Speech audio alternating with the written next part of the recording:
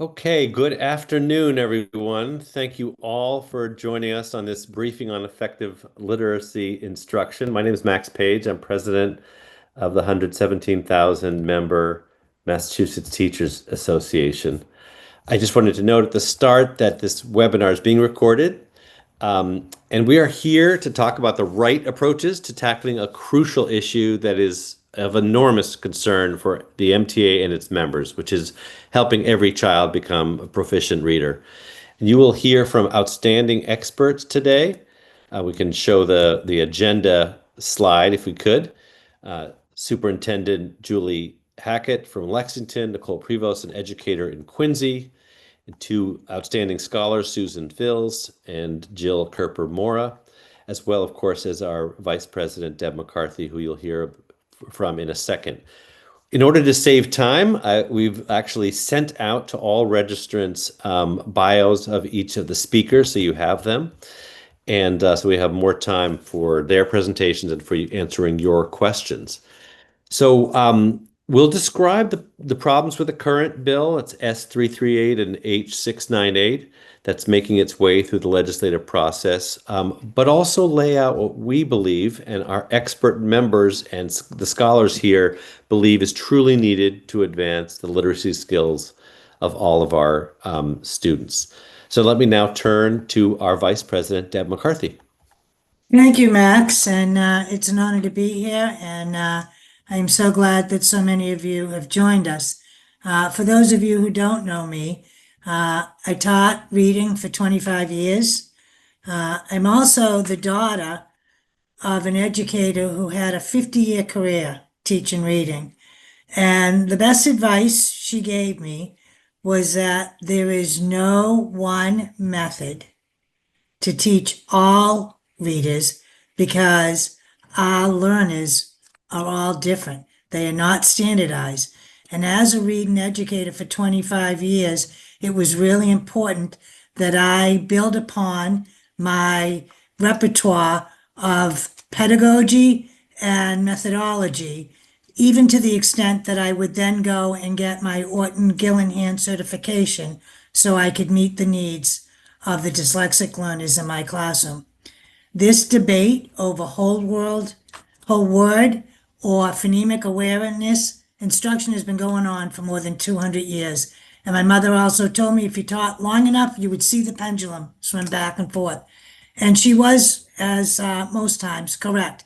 And I, as a union president, actually had to represent elementary school educators in my building who were receiving negative evaluations because when our district purchased the Lucy Calkins units of study and said, this is the one way that we're going to teach, these highly qualified educators maintained their best practice and held on to the importance of the 5 pillars of effective reading instruction. And so with that, I'm going to now turn it over to our next speaker, who I think, Max, you take over. That's right, Deb. Okay. Yes, thank you. Okay, before we turn to our experts, I just want to point to make two quick points about the national landscape that I think has been sort of misrepresented in various places. So first is the graph you see on the screen showing trends in a couple of the 30 states that have mandated so-called science of reading curriculum. And I think what you can see is that after they implemented the required curriculum, the literacy proficiency of students in Missouri, first example, actually dropped below the national average. In Maryland, the state students dipped below the national average and now are slightly above. Now, I don't mean to suggest that Missouri's scores declined because of the required curriculum law, but you certainly can see no gain. And I think in Maryland could hardly point to major gains because of the law. So there is a notion out there that somehow this is some great magic pill. And clearly, the indications from around the country is there is no clear results at all from the use of these required curriculum. Second, I just want to point out, there's no slide to this, but I want to talk about some of the assertions about the Mississippi miracle. And I just want to say to everyone here, and I think you all probably know this, Whenever you hear about a miracle in public education, you should be deeply suspicious. Education is a multifaceted, complex undertaking based in human relationships between young people and skilled educators and many other factors. This is why we've been skeptical of sort of jumping on what seems like the latest magic pill that is being pushed around the country. So what you see in Mississippi, a place that's been much heralded, there have been some progress in fourth grade reading scores, but that could be due to a lot of factors, including that they hold back 20% of their students in grades 1, 2, and 3. Massachusetts, by comparison, holds back 1%. So you're looking at students who are older, have additional years of education to their younger peers. Furthermore, much of that progress, again, probably in large measure to do to the holding back of students, that progress largely fades by the eighth grade. And in all of this, Massachusetts, for its disadvantaged students, does outperforms the disadvantaged students in Mississippi. So I think before we kind of rush into sort of picking up exactly what Mississippi is doing as if that is some magic pill, we should be put a very skeptical eye.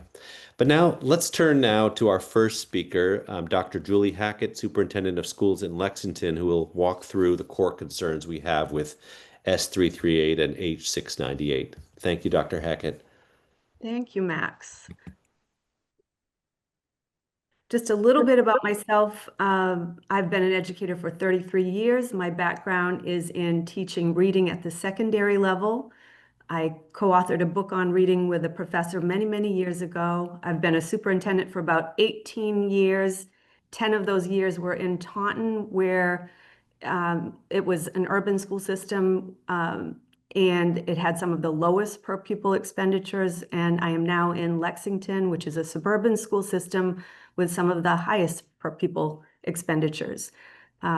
So I've seen it from many different perspectives. On the right of this slide, you'll see a number of articles and pieces that I have written with the input of many great colleagues and educators who've helped out with some of the research and so forth.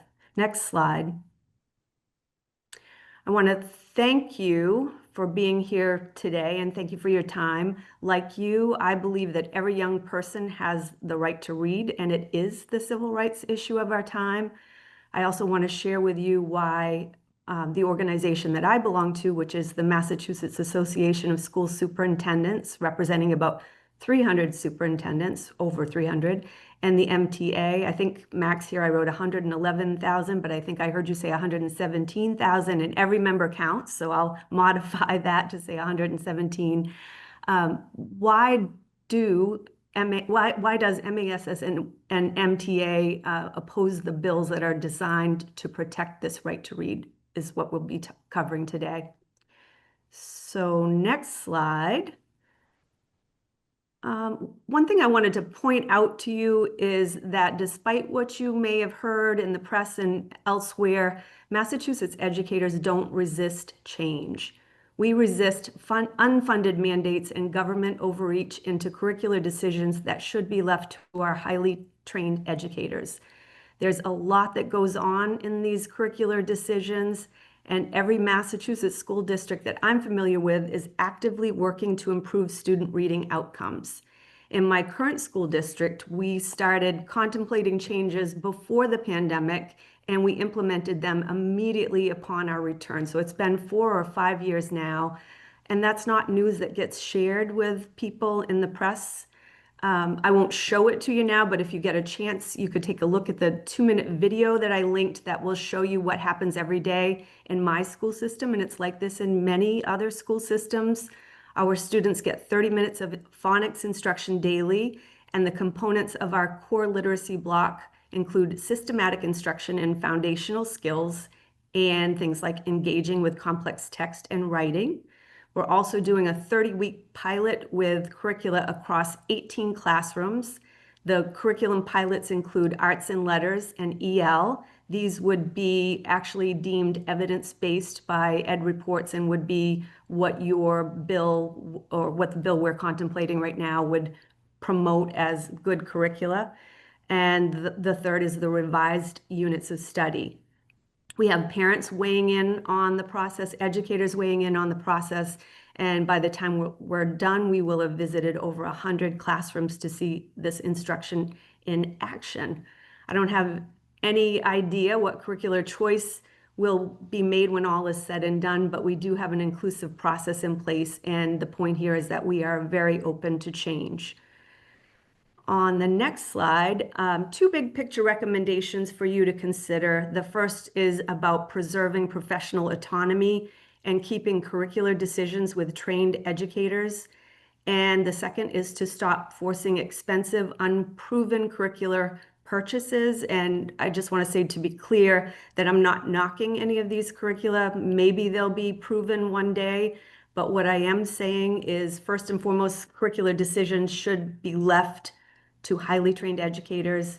And if that's not something that people feel should be done, at the very least, when you're asking people to make expensive purchases, we ought to recognize that results are important. Even the vendors we're chatting with these days, the vendors that have HQIMs, are indicating that they don't yet have the results in place.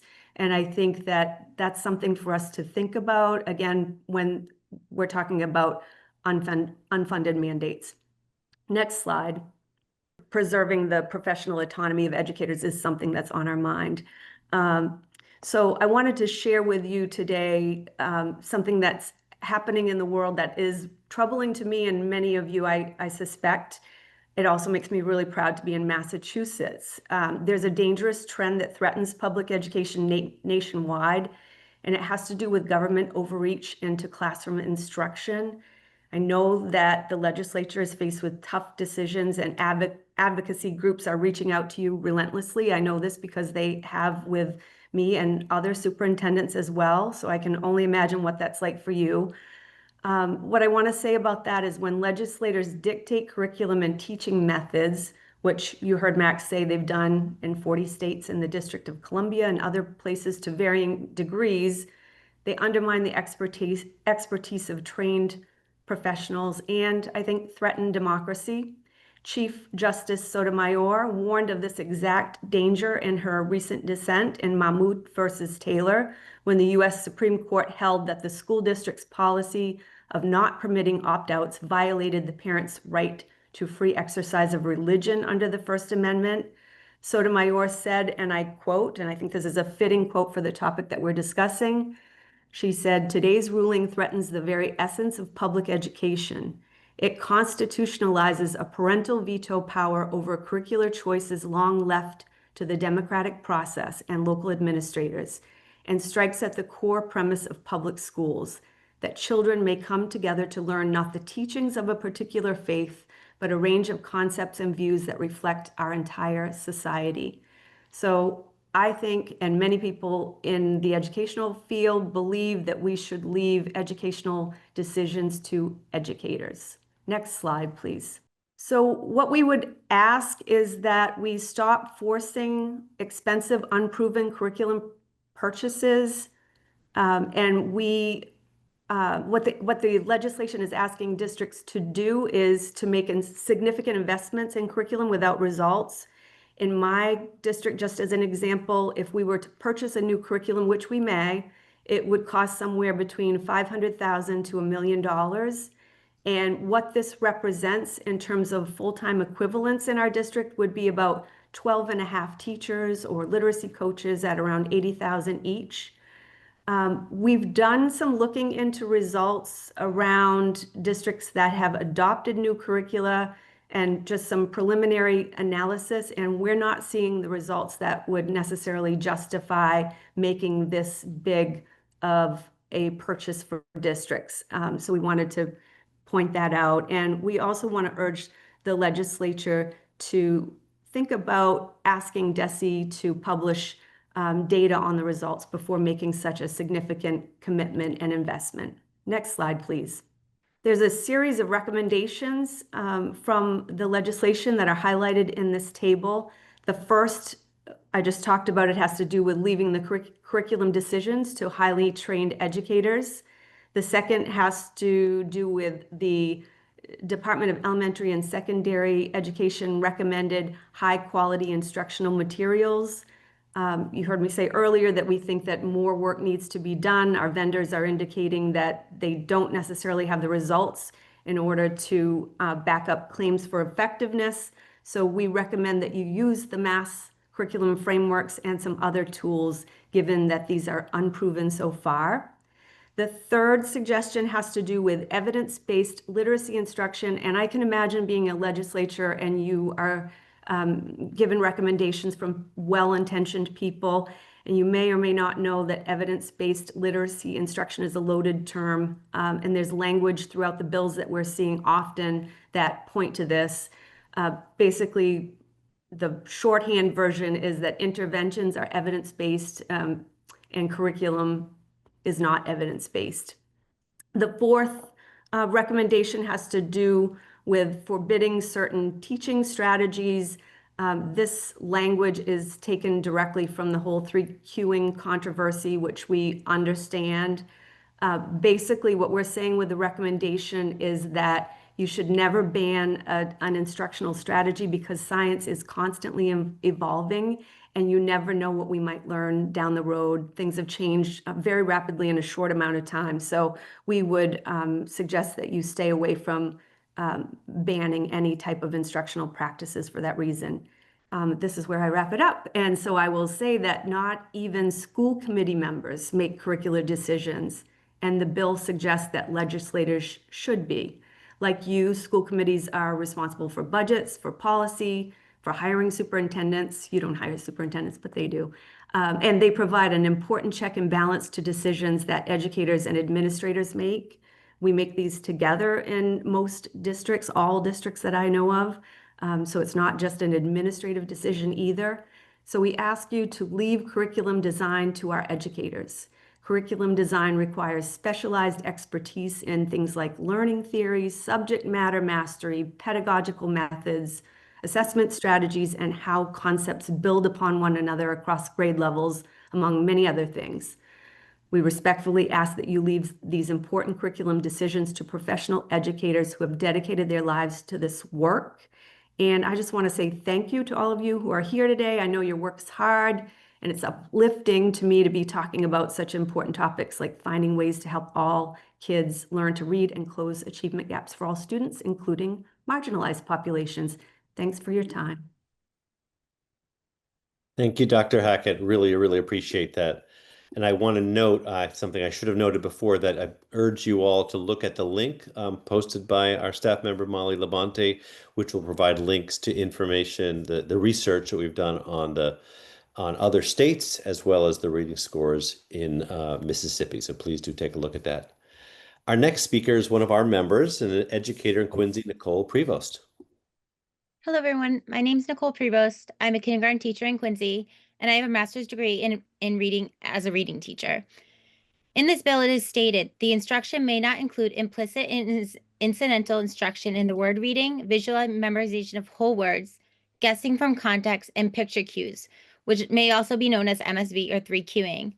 As a kindergarten teacher, I see many concerns with this definition. In my kindergarten classroom, I teach my children tricky words, also known as sight words. If this bill passes, I will not be able to explicitly teach these to my children. These tricky words are words that are not spelled phonetically, and students need to visually memorize them in order to read them. If the children do not memorize these words, it makes reading these words much more difficult. Another concern I have about this definition is the mention of not using picture cues. In the district I teach in, I have a number of students who are learning English. These students heavily rely on visuals in order to learn what words mean.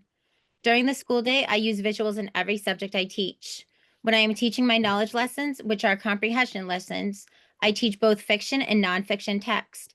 All my children, but especially my ELL children, are relying on visuals to help them understand the stories they are hearing. This is especially true when I'm teaching nonfiction text, as they rely heavily on diagrams to understand the different parts of the tongue, for example.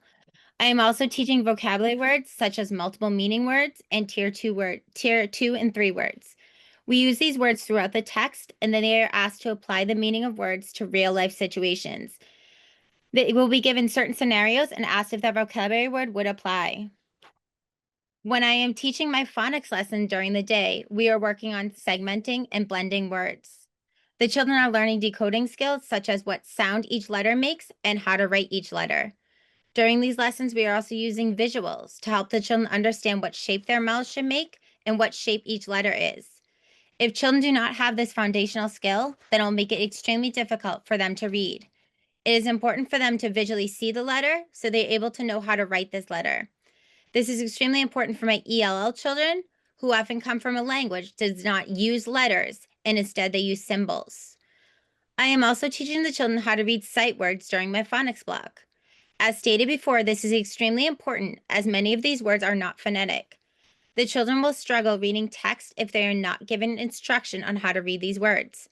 My children see these words every lesson as it is imperative that they have many opportunities to encounter these words.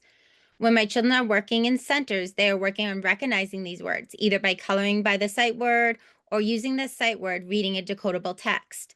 If this passes, I am worried about the effect it will have on the ability of my children to read many texts. As a classroom teacher, I am constantly assessing my children to see who is making progress and who is struggling. When I do recognize a child is struggling, I am lucky enough to talk with my reading specialists to see how I can support these children. These reading specialists are able to work with the children and slow down instruction so the children have more time to recognize letters and sounds. They also have the ability to work with children in a small group or one-on-one, which can greatly help children who struggle. If a child is struggling with segmenting or blending, these specialists are able to come up with different activities to support them, such as using Alconian boxes.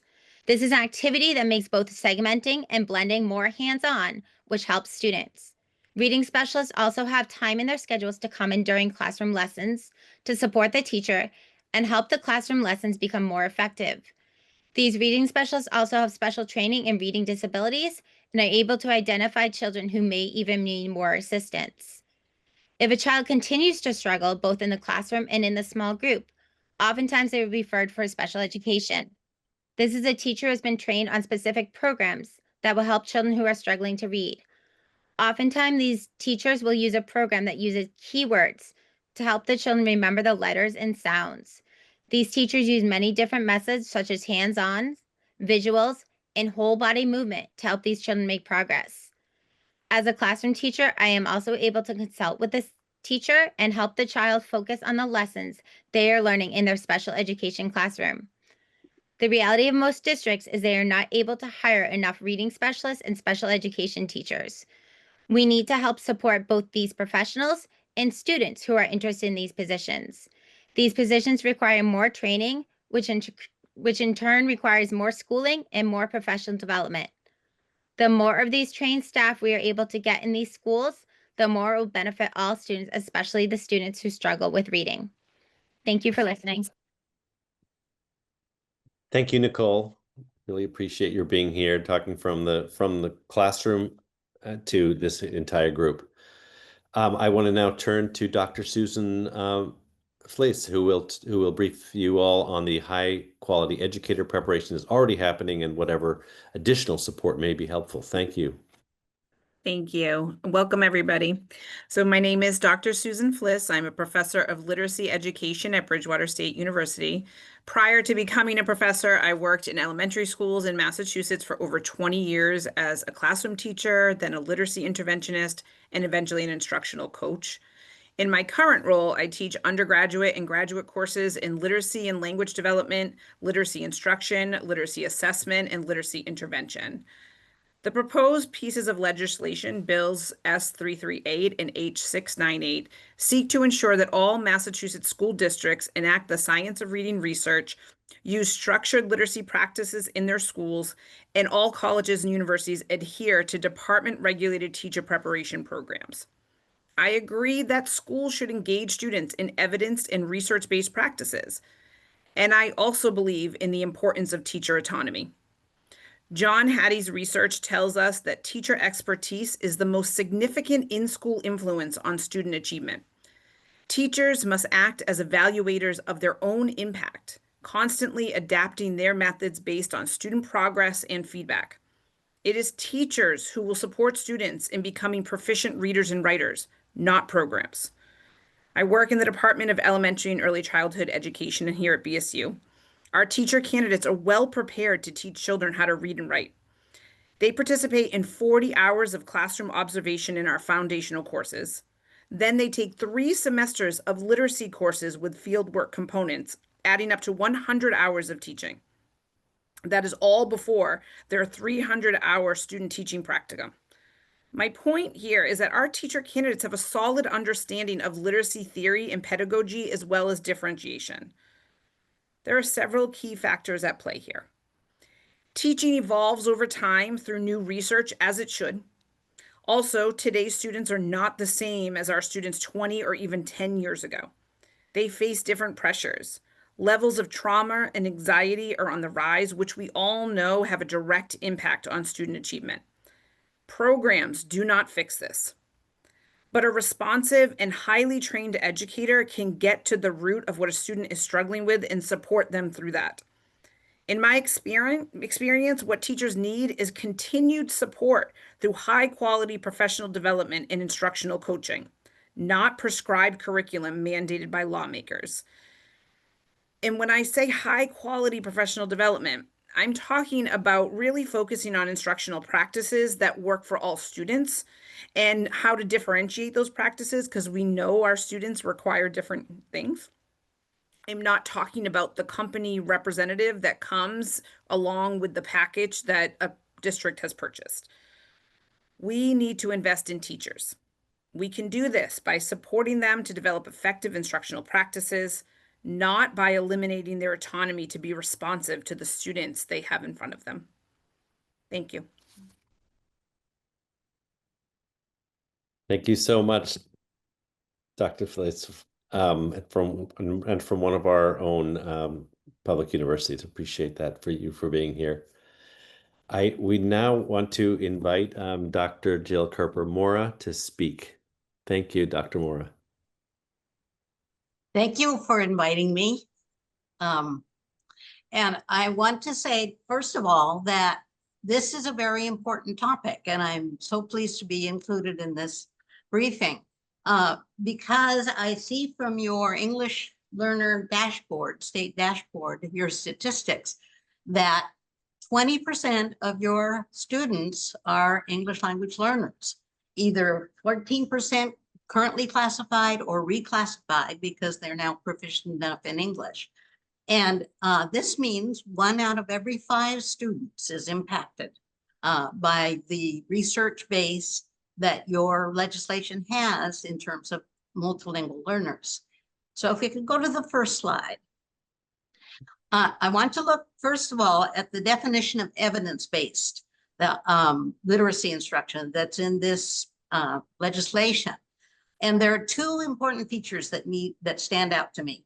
One is that the literacy instruction must be evidence-based. Now, for a method or approach to be research-based, that comes from a broad field of research, not just one science, but several sciences, including the science of reading, of language. And I'm going to be talking specifically about that. And the other important feature of the research is that it covered what we call the 5 pillars of literacy instruction: phonemic awareness, phonics, vocabulary development, reading fluency, and comprehension. And all of these pillars have a separate and unique research base that goes along with the general policies and procedures and aspects of effective practice. So what I want you to think about is, if you'll click, please, the fact that the evidence that really counts, as Dr. Fliss just explained, is the evidence teachers have that students are learning what they are taught. And that evidence from the classroom and from their instruction is more important than the evidence base that comes from research, which is more eclectic and more general. Let's look at your excluded instruction provision.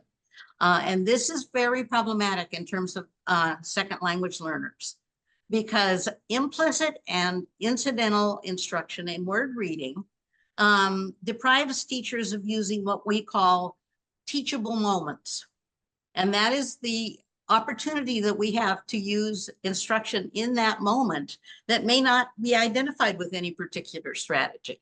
And the research is solid in terms of looking at explicit learning versus implicit learning versus explicit learning, because we implicitly know how to use language.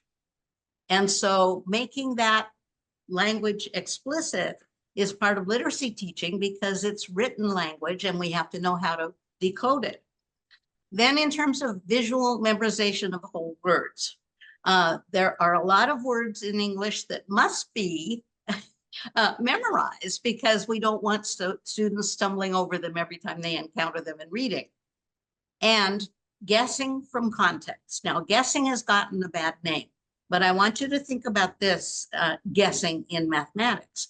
2, 4, 6, 8, 10.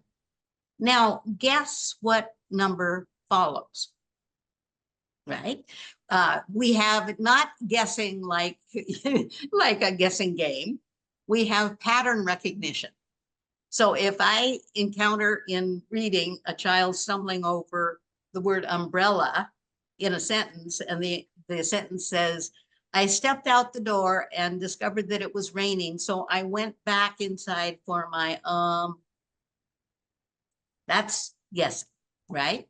But guessing has a technical term in the research, and one is lexical inferencing, another is linguistic prediction. And this leads me to the most controversial area, what is called 3Qing. So we're going to take a look on the next slide, please,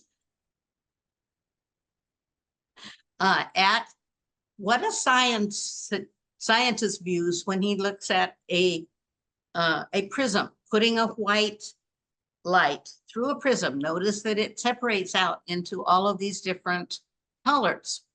Okay, so let's look on the next slide at what a linguist sees, looking at language. We put language through the prism and we come out with all of these subsystems of language: phonology, morphology, semantics, syntax, pragmatics. And all of these are cueing systems. So what would you think of telling your teachers not to teach the meaning of words, or not to teach grammar, or not to teach vocabulary, which is what you're doing when you prohibit or exclude 3Qing, because there are more cueing systems than just 3. So look at how problematic this could become. On the next slide. In terms of teachers planning, remember that teachers plan lessons around your Massachusetts curriculum framework. And the Massachusetts curriculum framework is very solidly based in research evidence, and not just from one strand or line of research. The framework gives teachers the learning outcomes that they must be addressing in the form of standards, curriculum standards. And those teachers must have a complete tool set. Let's see our little tool set here. If you click on that. The toolbox must contain all of the strategies that teachers need to address those curriculum standards and to differentiate instruction for different individuals, especially our English learners. All right, on the next slide, let me show you some specifics. These are kindergarten standards, and it prompts teachers to use illustrations. All right, then why ban picture cues? In another, we see that they must identify commonly high frequency words by sight. That's sight words. Is it excluded from by your legislation? Then which master are teachers going to obey? The framework or the legislation? So let's look at another grade level. First grade. right? Here we see about vocabulary. Vocabulary acquisition involves using morphology, teaching morphology explicitly. And remember that for an English language learner, grammar and vocabulary development are especially important because they have not yet reached a full level of proficiency in English.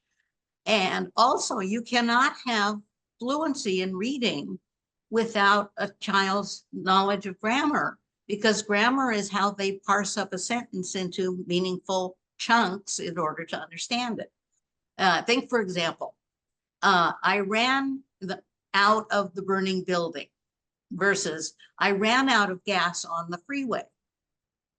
Same words, very different meaning because of the grammar. All right, let's take a look at second grade. The next slide. All right, here you see that meaning is taught in the context of sentences. Well, using context clues from the sentence is vital to understanding most of the words.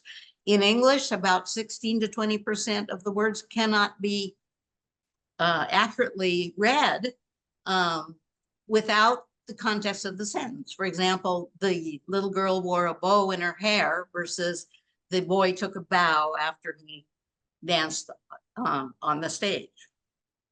All right, so the next slide has another metaphor for you.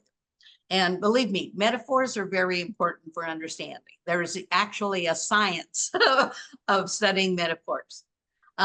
Think about the red light, the yellow light, and the green light. All right, these are the three cueing systems of the traffic signal.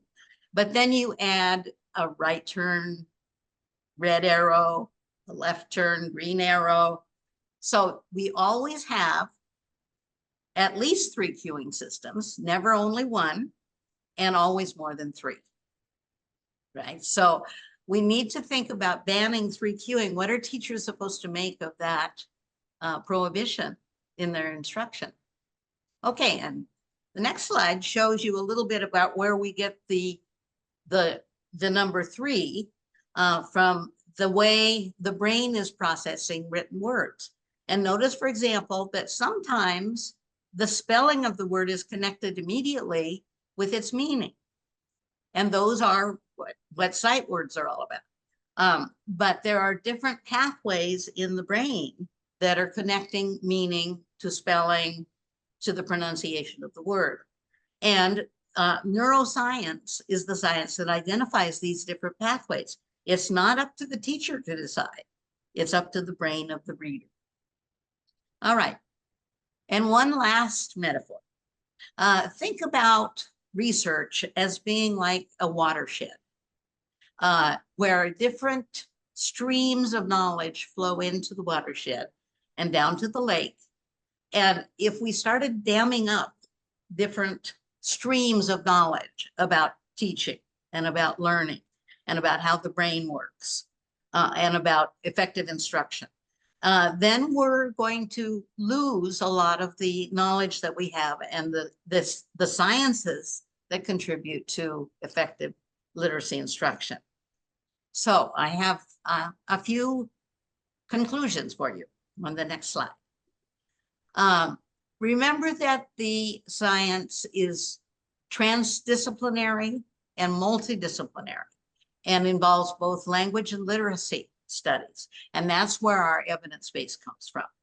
And then also consider that this legislation has internal contradictions and creates some contradictions for teachers to have to resolve in order to provide effective instruction for their students. And also excluding instructional approaches can be especially problematic for English language learners and multilingual learners because they're in the process of gaining proficiency in English as well as learning to read and write. And oftentimes they'll encounter words that they can pronounce and decode, but don't know the meaning of. And so I really strongly recommend that you look at giving teachers a full toolbox and for accomplishing the curriculum framework, for addressing the curriculum standards and trust those teachers to have the professional knowledge and the professional skill. A carpenter's tools do not build the cabinet. It's the skilled use by the carpenter of all the tools available. So thank you very much. And I invite you to go to my Mona Modules website. If you click on the news tab, you will find several different analyses of the science of reading and its impact on multilingual learners. So thank you for giving me the opportunity to present. Thank you. I want to just first thank everybody for joining us and for the incredible testimony. We have some recommendations that I'm going to follow up with, and then there'll be some time for question and answers. The first bullet, to allow educators to use their professional judgment in line with state standards and to meet students' unique learning needs. I think it's really important to lift up how highly educated your reading teachers are. All educators have to get their masters. Many have their doctorate. We know that we have a plethora of learners in front of us, and you need to trust the educators to do what they've been trained to do. The second bullet, to assist districts with evaluating and selecting curriculum and do not impose a top-down scripted mandate. As educators, we understand that, like doctors do, sometimes your patients have diabetes, but sometimes they have diabetes and an existing heart condition. And it is really important that there is not a scripted, standardized curriculum because not all readers are the same. The third bullet, invest in school libraries, librarians, reading specialists, and other areas that support reading instruction. And I just would quickly like to add something. We have more than 50 years of research across more than 60 studies that show that students with access to a well-resourced school library with certified librarians consistently perform better academically. Although advantageous to all, vulnerable populations see even greater benefits. On average, Black and Latino students who had access to larger school library collections saw their percentages of advanced writing scores more than double. Where states lost librarians between testing cycles, the average NAEP scores for ELL learners decreased by 3%. And the last bullet, to strengthen educator retainment, preparation, and professional development. And with that, I'm going to turn it over to Max as we facilitate the opportunity for questions. Yes, thank you, Deb. And I just was a reminder of the policy minute, as we call it, that was posted earlier, includes actually several studies within that. And remember that the bios of all the speakers are available to everyone who registered for this. If you have a question, please, I think just raise your hand, ideally your Zoom hand, and I will look for it and we'll direct it to whoever you'd like to have respond.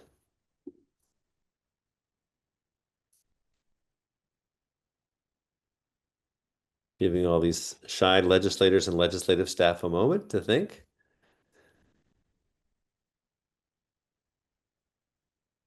I will say that I think we will make this recording available as well in case there are other, if it's a staff member who wants to share it with their legislator or vice versa, we'll be glad to do that. These were just very compelling presentations. I will also say that in that document that I mentioned includes some of the recommendations developed by our Center for Education and Policy and Practice staff within the MTA. So those will be, I hope, useful as well, right in line with the things that you heard today. Is anyone seeing questions that I'm not seeing or hands that I'm not seeing? Max, if I may, Yes, since of we're course. waiting, because it's really important to have wait time. We learned that as in the classroom. But I also think a talking point that has not been addressed that is really powerful, and the research is pretty compelling, is one of the things that we are seeing with scripted curriculum is we are losing the love of reading, and we are losing the ability to engage in reading of novels in the classrooms. The more scripted the curriculum is, the more likely it is to be nonfiction. And what happens is students don't engage with the novel or a book. And we are finding for many professors at the college level that the love and the joy of reading is a skill that we are losing out on. Thank you, Deb. And I will also post in a second some results of an MTA library task force. This was a task force of pre-K through higher ed librarians that brought together the research on the importance of libraries and librarians and the decline in the number of those professional librarians in our public schools. I see there's a question from Tara Christian. My question is, so there's evidence about scores up to third or fourth grade, but how about places that have used different kinds of curricula through 6th or 12th grade in terms of reading scores and comprehension? That's just quite, I don't know. That's a question for maybe some of our CEPP staff. Noah, would you like to? Sure. Thank you, Senator, for the question. Mississippi, which is one of the states that's often talked about a lot in this context, did see increases in their fourth grade scores, which, as Max said, they did a lot of different things besides the scripted, besides their curriculum. They also were holding a lot of students back, which meant often you're comparing older students. But the paper that's at the link also looks at what happened by 8th grade, and the results are not as good as 8th grade. Their 8th graders, even after you control for demographics, are not as proficient readers as ours are in Massachusetts. So to the extent that there's some progress from that in 4th grade, it largely fades out. And it's not clear that the progress was due to the curriculum in any case. I encourage people to read that paper at the link about what happened in Mississippi. Does anyone else, one of our panelists, have had any thought on that? If not, we'll try to follow up, Senator. May I raise my hand about? Yes, yes, Say Dr. Moore, something go about ahead. When we are testing students with standardized tests, we're not testing phonics, we're testing comprehension. And it is very difficult in a standardized test to disaggregate what the contribution of phonics or difficulties with phonics could be to a lack of comprehension. And this is especially true with English language learners, because their level of comprehension by definition is less than a native speaker. And so if they're not scoring well on a standardized test, the problem is probably their level of language proficiency and not the form of literacy instruction that they've received in the classroom. So I think we need to be very cautious about using standardized test data to make any references about classroom practice and the effectiveness of classroom practice. And I would just add, as a classroom teacher, the MCAS is about comprehension, and sometimes it's about test design. But as far as reading fluency, I would have to do a running record. I need to listen to my reader. I need to then assess whether or not it had to do with pacing, it had to do with fluency, did it have to do with phonemic awareness? There's a lot that you need to do to assess the reading ability of a learner. Whereas the MCAS, and the other thing too, that is a conversation for another day, but when we looked at some of the results, when we looked at the reading comprehension, those scores were strong.